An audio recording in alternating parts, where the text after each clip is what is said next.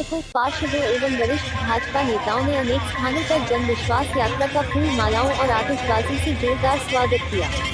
शोभा यात्रा जनता रोड से नुमाइश कैंप, नेहरू मार्केट, श्री राम चौक, घंटाघर कोर्ट रोड से दीवानी कचहरी, कलेक्ट्रेट चौराहा, हसनपुर चुंगी आईटीसी रोड से सर्किट हाउस पहुंचकर समाप्त हुई। कलेक्ट्रेट चौराहे पर पार्षद दिग्विजय चौहान और नरेश रावत, आकाश जैन, श्रीमती रेशी जैन ने अपने सैकड़ों समर्थकों के साथ फूल मालाओं व जबरदस्त आतिशबाजी के बीच शोभा यात्रा का गर्मजोशी से स्वागत किया और महाराणा प्रताप का स्मृति चिन्ह पश्चिम उत्तर प्रदेश प्रभारी मोहित बेनीवाल, कैराना सांसद प्रदीप चौधरी, मेयर संजीव वालिया, महानगर अध्यक्ष राकेश जैन एवं पूर्व विधायक राजीव गुंबर को यात्रार्थ पर भेंट किया। सहारनपुर से राकेश ठाकुर की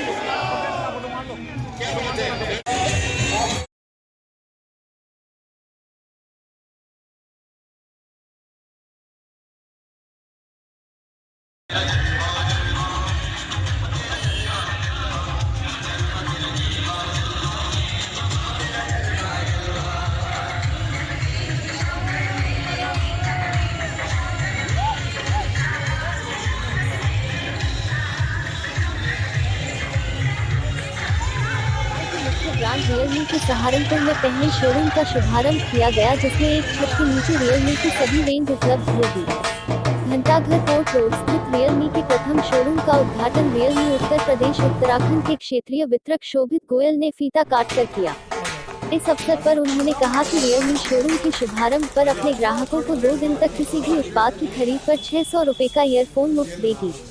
उद्घाटन समारोह में मुख्य रूप से रियलमी के जी टंडन, मेरठ के शाखा प्रबंधक उमंग यादव, ब्रांच हेड विकास नागर, एसएम तस्लीम, टीम लीडर ओजे, उप शाखा प्रबंधक Amit Singh, Rishabh marketing, sell out क्षेत्रीय प्रबंधक रितेश राज, सरदार हरप्रीत सिंह, श्रीमती रमनजीत कौर और शोरूम प्रोप्राइटर सरदार प्रीतपाल सिंह समेत अनेक गणमान्य व्यक्ति उपस्थित रहे। सहारनपुर से राकेश ठाकुर की रिपोर्ट।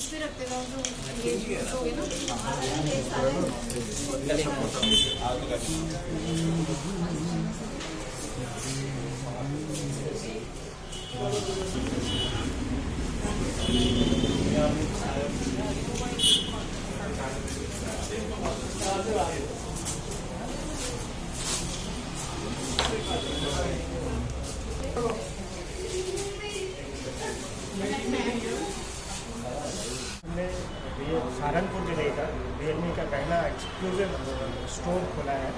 ये सहारनपुर जिले का पहला स्टोर है जिसमें रियलमी की पूरी रेंज उपलब्ध है, जिसमें रियलमी के मोबाइल फ़ोन हैं, एक्सेसरीज के प्रोडक्ट्स हैं, टीवी हैं, स्मार्ट होम के प्रोडक्ट हैं जैसे वैक्यूम क्लीनर है, एयर प्योरीफायर है। इस स्टोर में ये एक्सक्लूसिव स्टोर है रियलमी का, फिर रियलमी की पूरी रेंज उपलब्ध रहेगी। जिले का ये पहला है। वाली भाई ने एक्सक्लूसिव स्टोर खोला है यहाँ पर और कस्टमर को रियलमी की पूरी रेंज मिलेगी। आज की तारीख में रियलमी भारत का नंबर 1 स्मार्टफोन ब्रांड है और हमारे कस्टमर ने रियलमी को स्मार्टफोन ब्रांड में नंबर 1 इसलिए बनाया है क्योंकि रियलमी हमेशा लेटेस्ट टेक्नोलॉजी के फोन लेके आती है। कस्टमर को ये कम रेंज में और एक अच्छी टेक्नोलॉजी के फ़ोन उपलब्ध रहते हैं। कोई इसकी 2 उपलब्धियां बताएं कि रियलमी का फ़ोन ही क्यों खरीदें? रियलमी का फ़ोन कस्टमर को इसलिए खरीदना चाहिए क्योंकि रियलमी हमेशा लेटेस्ट टेक्नोलॉजी का प्रोडक्ट देती है। फ़ोन हमेशा इनके फीचर फुल होते हैं हमारे रियलमी के फ़ोन, जिसमें लेटेस्ट टेक्नोलॉजी होती है, कम प्राइस में अच्छी चीज़ मिलती है और हर उम्र के लोगों के लिए फ़ोन उपलब्ध है। छोटे से बच्चे के लिए फ़ोन है और अच्छा जो पावर यूज़र हैं उनके लिए भी फ़ोन है, लंबी बैटरी बैकअप वाले फ़ोन हैं, गेमिंग के भी फ़ोन उपलब्ध हैं। इसके अलावा हमारे पास लैपटॉप हैं, लाइफस्टाइल वाले प्रोडक्ट्स हैं जैसे हेयर ड्रायर हैं, ट्रिमर्स हैं, वैक्यूम क्लीनर है घर के लिए, एयर प्योरीफायर भी उपलब्ध हैं। बच्चों के लिए टैबलेट्स हैं। आजकल हर बच्चों को क्योंकि स्कूल की पढ़ाई आजकल मोबाइल से ज़्यादा होती है तो उनके लिए छोटी स्क्रीन की जगह बड़ी स्क्रीन पे लैपटॉप वो यूज़ कर सकते हैं, तो टैबलेट यूज़ कर सकते हैं। तो बच्चों के लिए भी प्रोडक्ट्स हैं। दूसरे ब्रांड के अपेक्षा आपके ब्रांड जो है वो कस्टमर के लिए किस तरह से उपलब्ध है, किस तरह से उनको मतलब एक्सपेंसिव क्या है उनका? देखिए, अगर दूसरे ब्रांड से कंपैरिजन करेंगे तो रियलमी में सेम फीचर्स के साथ कम प्राइस में मोबाइल फ़ोन उपलब्ध है। तो अगर कम प्राइस में, इसीलिए कस्टमर रियलमी को ज़्यादा पसंद करता है कि वही सेम फीचर कम प्राइस में उसको रियलमी में मिल जाता है। ये इसकी विशेषता है। कई कंपनी के ब्रांड में दिक्कतें आई हैं कि बैटरी बैकअप जो है या बैटरी फट जाती है, इस तरह की दुर्घटनाएं भी हुई हैं। उनके बारे में आपकी कंपनी ने क्या सेफ्टी पॉइंट रियलमी हमेशा जब भी कोई भी प्रोडक्ट लॉन्च करती है तो उसमें बहुत सारा रिसर्च करके लॉन्च करती है, उसका बहुत सारी टेस्टिंग्स होती हैं। हमारे यहाँ रियलमी में इस तरीके की कोई भी अभी तक रिपोर्ट नहीं हुई है कि बैटरी फट रही है या कुछ ऐसा हो रहा है, ऐसा कुछ भी नहीं है, क्योंकि प्रोडक्ट बहुत अच्छे होते हैं और पूरा इंटरनेशनल स्टैंडर्ड के इंडियन इंडस्ट्रीज एसोसिएशन के चैप्टर चेयरमैन प्रमोद सदाना ने उद्यमियों की विभिन्न बुनियादी मांगों के प्रस्ताव राजनीतिक पार्टियों के चुनावी घोषणा पत्र में शामिल किए जाने को प्रस्ताव देकर पार्टियों से अनुरोध किया। चैप्टर चेयरमैन प्रमोद सदाना ने पत्रकारों से वार्ता करते हुए कहा कि प्रदेश की लगभग आधी आबादी का जीवन यापन तभी समृद्ध हो पाएगा जब MSME सेक्टर समृद्ध होगा। प्रदेश के MSME के उत्थान प्रगति समृद्धि से संबंधित कुछ मुख्य प्रस्ताव राजनीतिक पार्टियों के चुनाव घोषणा पत्र में शामिल करने हेतु तैयार किए हैं। यदि IIA के प्रस्ताव राजनीतिक पार्टियां अपने घोषणा पत्रों में शामिल करती है और चुनाव जीतने के उपरांत सरकार बनाने वाली पार्टी इनको क्रियान्वित करती है तो प्रदेश की आधी आबादी को सीधे लाभ मिलेगा, जिससे प्रदेश की आर्थिक और सामाजिक समृद्धि का मार्ग भी प्रशस्त होगा। IIA ने उत्तर प्रदेश की विधानसभा में शिक्षकों एवं स्नातक की भांति 8 MSME उद्यमियों को चुनाव के आधार पर प्रतिनिधित्व देने का प्रस्ताव भी रखा। प्रेस वार्ता में राष्ट्रीय उपाध्यक्ष KR सिंघल, हरियाणा प्रभारी RK धवन, मंडलीय अध्यक्ष अशोक बजाज, अशोक गांधी, वरिष्ठ उपाध्यक्ष हरजीत सिंह, चैप्टर सचिव प्रियेश गर्ग, कोषाध्यक्ष सुनील सैनी, विनय दहूजा, परमजीत सिंह, सतीश अरोड़ा, सुरेंद्र मोहन कालरा, संदीप गुप्ता, राही मक्कड़ आदि सदस्य उपस्थित रहे। सहारनपुर से रिपोर्ट के साथ राकेश ठाकुर। जैसे कि टीचर्स का विधान परिषद में सीट होती है, उसके बाद MSME सेक्टर से रिलेटेड जो इलेक्ट्रॉनिक्स और IT कौशल विकास तथा उद्यमिता राज्य मंत्री राजीव चंद्रशेखर ने वीडियो कॉन्फ्रेंस के माध्यम से सहारनपुर के आधार सेवा केंद्र का उद्घाटन किया, जो प्रतिदिन 500 निवासियों को आधार से संबंधित सेवाएं प्रदान करेगा। राज्य मंत्री राजीव चंद्रशेखर ने बधाई देते हुए कहा कि प्रधानमंत्री नरेंद्र मोदी जी का सपना है कि किस प्रकार आम लोगों के जीवन को टेक्नोलॉजी के उपयोग के माध्यम से आसान बनाया जा सके और आधार इसी दिशा में एक महत्वपूर्ण कदम है।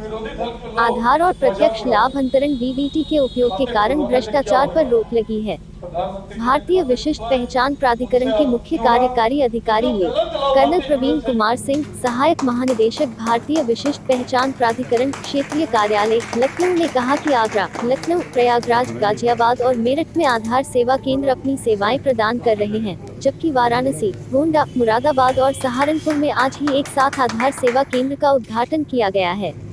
इस दौरान प्रबंधक देवराज त्रिपाठी, क्षेत्रीय कार्यालय लखनऊ से देवाशीष भट्ट, सहायक प्रबंधक दिनेश मिश्रा, रजनीश मेहता, मोहम्मद नदीम अहमद, मीनाक्षी, तानिया, पल्लवी, श्रेया आदि गणमान्य व्यक्ति उपस्थित रहे। सहारनपुर से राकेश ठाकुर की रिपोर्ट। इतना एक डीप स्ट्रक्चरल बदलाव लाया है कि जो जब जैसे सौरभ जी कह रहे थे, जो पूर्व प्रधानमंत्री जी कहते थे कि दिल्ली से जो 1 रुपया निकलता था 15 पैसे पहुंचते थे लाभार्थी के हाथ में या अकाउंट में, आज वो 1 रुपया या 100 रुपए पूरे के पूरे बेनिफिट्स, राइट्स पहुंचता है एकदम इंस्टेंटेनियसली और बिना कोई लीकेज, बिना कोई करप्शन और बिना कोई मिडिलमैन।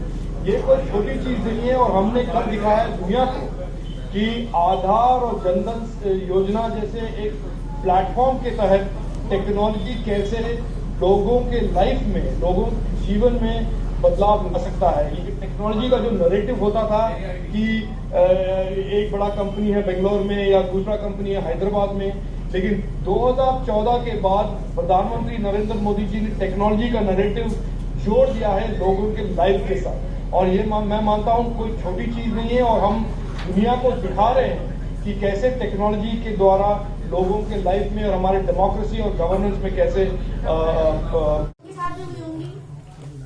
सामाजिक संगठन ने महिलाओं को अपने अधिकारों के प्रति जागरूक करने की शुरुआत अपने परिवार से करने का आह्वान किया, जिससे महिलाएं रूढ़िवादी परंपराओं को छोड़ स्वच्छंदता के साथ एक सशक्त पहचान बना सके। इस दौरान उल्लेखनीय योगदान देने वाले पत्रकारों को सम्मानित भी किया गया।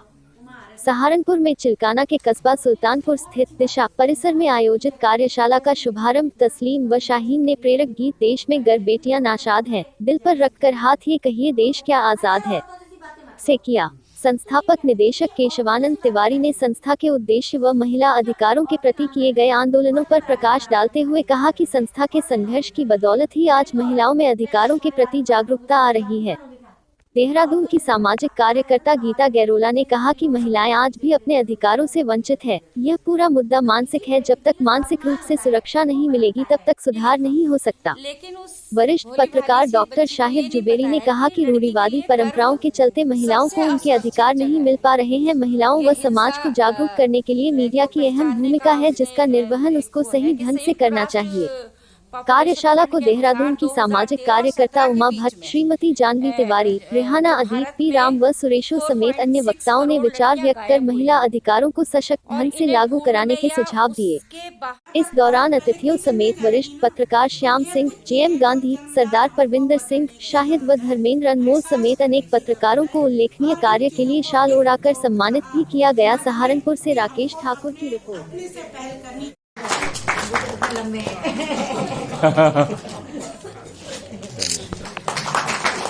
थोड़ा अच्छा आइए मैडम, आइए। ये हो गया।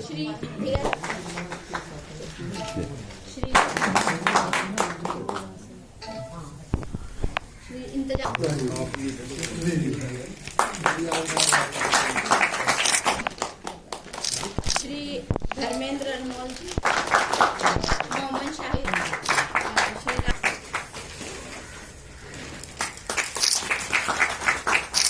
श्री परवीन कुमार जी, कभी आ जाए।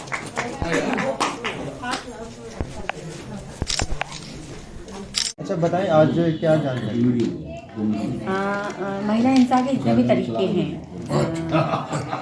उन हिंसाओं से किन किन तरीके की हिंसाओं से महिलाओं का व्यक्तित्व जो है प्रभावित होता है और उनका व्यक्तित्व जो है वो बढ़ नहीं पाता है, जो समाज के लिए उपयोगी हो सकता है उस तरह से नहीं हो पाता है, इसलिए उसके बारे में आज बातचीत होगी। महिला हिंसा की रोकथाम किस तरह से हो, थोड़ा इसके बारे में बताइए, कैसे उसकी किस तरह से किया जाए इसको?